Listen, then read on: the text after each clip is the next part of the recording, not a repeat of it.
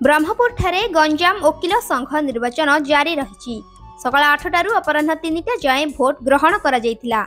4टारू vote गणति प्रक्रिया आरंभ करा जायछि। निर्वाचनर विभिन्न पद पई निर्वाचनी मैदान रे मोट 25 जन प्रार्थी प्रतिद्वंदिता करुछन्ति। निर्वाचन को मुक्त, अबाध, निरपेक्ष और शांतिपूर्ण करबा पई परिचालना कमिटी पक्षरु व्यवस्था करा जायछि। निर्वाचन को दृष्टि रखी पुलिस पक्षरु व्यापक सुरक्षा व्यवस्था करा जायछि। देखो आज समग्र ओडिशा रे वकिल संघ मानकर निर्वाचन होची।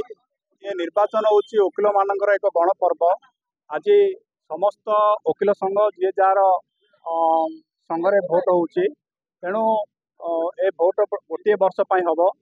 तेणु वकिल मानकर सुविधा असुविधा एवं जो वकिलंकर न्याय्य दाबी से दाबी को आगामी दिन में समाधान करने पाई, वकिल मानकर सुविधा असुविधा बुझा पाई निर्वाचन होची। तेणु ए गण पर्व रे ओडिशार पाखापाखि 30,000 वकिल पार्टिसिपेट करुछन्ति एवं आमे धन्यवाद जनाऊँ Odisha state bar council under रे ए निर्वाचन होची।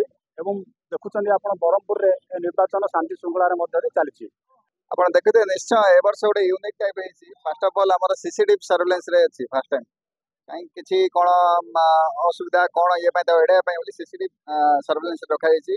प्लस आमर अरेंजमेंट देखिए बहुत सुरुख रखाई, कारण एथर इलेक्शन अफिसर जो अच्छा आमर समस्त दायित्व दिखाई जोड़ा केमी आराम रे सुरुख इलेक्शन रे भोटिंग दे पारे। पार्ट बाय पार्ट कौटी ट्राफिक पुलिस अरेंजमेंट भी है। लॉ एंड ऑर्डर कौन किसी अनवांटेड सिचुएशन यदि क्रिएट हुए सेम तो हुए आज पर्यटन है कि व्यवस्था कर लोक मैंने समस्त आसी सुरुख आराम रे आसी भोट दौरान निश्चय भल लगुच। कहीं तो आम भोटिंग राइट्स गोटे प्रति वर्ष गोटे हुए आम चूज करूँ गोटे प्रॉपर कैंडिडेट को जोटा कि आम बहुत भल लगुच। निश्चय मोर भोट दे सारे निश्चय बढ़िया भल अरेंजमेंट है। ब्रह्मपुर लड़ू किशोर पात्रंग रिपोर्ट, रियो न्यूज।